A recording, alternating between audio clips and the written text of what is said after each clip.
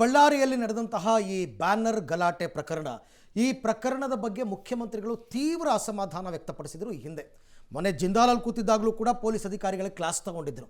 ಹೀಗೆಲ್ಲ ಇರಬೇಕಾದ್ರೆ ಇವತ್ತು ಗೃಹ ಇಲಾಖೆಯಿಂದ ಮುಖ್ಯಮಂತ್ರಿಗಳಿಗೆ ಪ್ರಾಥಮಿಕ ವರದಿ ಸಲ್ಲಿಕೆಯಾಗುವ ಸಾಧ್ಯತೆ ಇದೆ. ಅಂದರೆ ಅವತ್ತಿಂದ ಇನ್ಸಿಡೆಂಟ್ ನಡೆದಾಗಿಂದ ಇವತ್ತಿನ ತನಕ ಏನೇನು ಕ್ರಮಗಳಾಗಿದೆ ಪೊಲೀಸ್ ಇಲಾಖೆಯಿಂದ ಅಂತ ಈವರೆಗೂ ನಡೆದಿರುವ ಪ್ರಕರಣದ ತನಿಖೆ ಬಗ್ಗೆ ಪ್ರಾಥಮಿಕ ಮಾಹಿತಿ ಸಲ್ಲಿಕೆ ಆಗುತ್ತೆ. ರಾಷ್ಟ್ರ ಮಟ್ಟದಲ್ಲಿ ಸುದ್ದಿಯಾಗಿದ್ದ ಪ್ರಕರಣವನ್ನು CIDಗೆ ಒಪ್ಪಿಸುವ ಸಾಧ್ಯತೆ. ಮತ್ತೊಂದು ಕಡೆ ಹೆಚ್ಚಿನ ಭದ್ರತೆಗೆ ಪತ್ರ ಬರೆದಿದ್ದಾರೆ ಜನಾರ್ದನ್ ರೆಡ್ಡಿ ಅವರು. ಅವರ ಮನವಿಯನ್ನು ಪುರಸ್ಕರಿಸಿ ರೆಡ್ಡಿ ಕುಟುಂಬಕ್ಕೆ ಭದ್ರತೆ ಕೊಡುತ್ತಾ ಸರ್ಕಾರ ಗೊತ್ತಿಲ್ಲ. ಯಾಕೆಂದರೆ ಅವರು ಅಮಿತ್ ಶಾಗೂ ಪತ್ರ ಬರೆದಿದ್ದಾರೆ, CMಗೂ ಬರೆದಿದ್ದಾರೆ, ಹೋಮ್ ಮಿನಿಸ್ಟ್ರಿಗೂ ಬರೆದಿದ್ದಾರೆ, ಎಲ್ರಿಗೂ ಬರೆದಿದ್ದಾರೆ. ನೋಡೋಣ ಅದ್ರ ಬಗ್ಗೆ ಏನು ತೀರ್ಮಾನ ತಗೋತಾರೆ ಅಂತ. ಬಟ್ ಪ್ರಕರಣದ ತನಿಖೆಯನ್ನು CID ಕೊಡುವಂತಹ ಆಲೋಚನೆ ಇದೆ ಅಂತ ಖುದ್ದು ಹೋಮ್ ಮಿನಿಸ್ಟ್ರಿ ಹೇಳಿದರು. ಹಾಗಾಗಿ ಅದ್ರ ಬಗ್ಗೆ ಏನಾದರೂ CM ತೀರ್ಮಾನ ತಗೋತಾರಾ?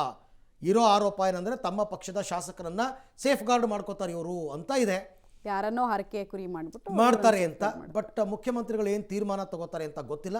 ಮೊದಲಿಗೆ ರಿಪೋರ್ಟ್ ಸಬ್ಮಿಟ್ ಆಗಬೇಕು. ಸಬ್ಮಿಟ್ ಆದಮೇಲೆ ಹಿರಿಯ ಸಚಿವರ ಜೊತೆ ಕೂತ್ಕೊಂಡು ಅವರು ತೀರ್ಮಾನ ಮಾಡ್ತಾರೆ. ಈ ಬಗ್ಗೆ ಮತ್ತಷ್ಟು ಮಾಹಿತಿ ನನ್ನ ಕೊಲೀಗ್ ಶ್ರೀನಿವಾಸ್ ಅವರಿಂದ ಪಡ್ಕೊಳ್ಳೋಣ. ಶ್ರೀನಿವಾಸ್, BJP ಅವರು ಈ ಇಡೀ ಪ್ರಕರಣವನ್ನು ಒಂದು CBI ವಹಿಸಿ ಇಲ್ಲ ಮ್ಯಾಜಿಸ್ಟ್ರೇಟ್ ತನಿಖೆ ಆಗಬೇಕು ಅಂತ ಆಗ್ರಹಿಸಿದರು. ಅದರಿಂದ ತಪ್ಪಿಸ್ಕೊಳ್ಳೋದಕ್ಕೆ ಏನಾದರೂ ಇವರು CID ಕೊಡ್ತೀವಿ ಅನ್ನೋ ಅಸ್ತ್ರವನ್ನು ಹೂಡಬಹುದಾ, ಹೇಗೆ ಅಂತ? ಅರವಿಂದ್, ಒಂದು ಬಳ್ಳಾರಿಯ ಪ್ರಕರಣ ಏನಿದೆ ಇದು ರಾಜ್ಯ ಸರ್ಕಾರಕ್ಕೆ ದೊಡ್ಡ ಮುಜುಗರವನ್ನ ತಂದಿದೆ ಅಂತ ಹೇಳ್ಬೋದು. ಯಾಕೆಂತಂದ್ರೆ ಅವರ ಪಕ್ಷದ ಶಾಸಕರೇ ಈ ರೀತಿಯಾದಂತಹ ಘಟನೆಯಲ್ಲಿ ತೊಡಗಿದ್ದಾರೆ ಅನ್ನುವಂಥದ್ದು ದೊಡ್ಡ ಮಟ್ಟದ ಸುದ್ದಿ ಆಗಿದೆ. ಹಾಗಾಗಿನೇ ಸ್ವತಃ CM ಸಿದ್ದರಾಮಯ್ಯನವರು ಈ ಘಟನೆಗೆ ಸಂಬಂಧಪಟ್ಟಂತೆ ಎಸ್ಪೆಷಲಿ ಅಲ್ಲಿನ ಕಾಂಗ್ರೆಸ್ ಶಾಸಕರ ವರ್ತನೆಗೆ ಸಂಬಂಧಪಟ್ಟಂತೆ ಆಕ್ರೋಶವನ್ನ ವ್ಯಕ್ತಪಡಿಸಿದ್ರು.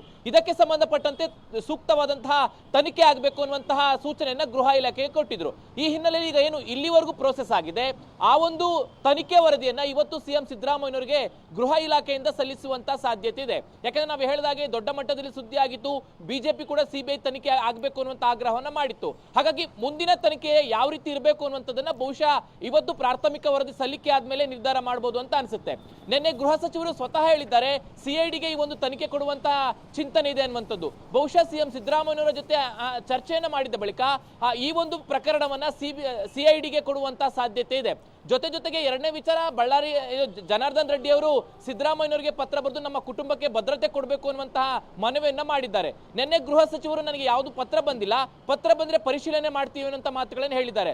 ಬಹುಶಃ ಇವತ್ತು ಅವರಿಗೆ ಮತ್ತೆ CM ಅವರಿಗೆ ಏನಾದ್ರು ಪತ್ರ ತಲುಪಿದ್ರೆ ಅವರಿಗೆ ಭದ್ರತೆ ಕೊಡಬೇಕಾ, ಕೊಡೋದಾದ್ರೆ ಯಾವ ರೀತಿಯ ಭದ್ರತೆಯನ್ನ ಕೊಡಬೇಕು ಅನ್ನುವಂಥದ್ದನ್ನ ಬಹುಶಃ ಸರ್ಕಾರ ತೀರ್ಮಾನ ಮಾಡಬಹುದು ಅಂತ ಅನ್ಸುತ್ತೆ.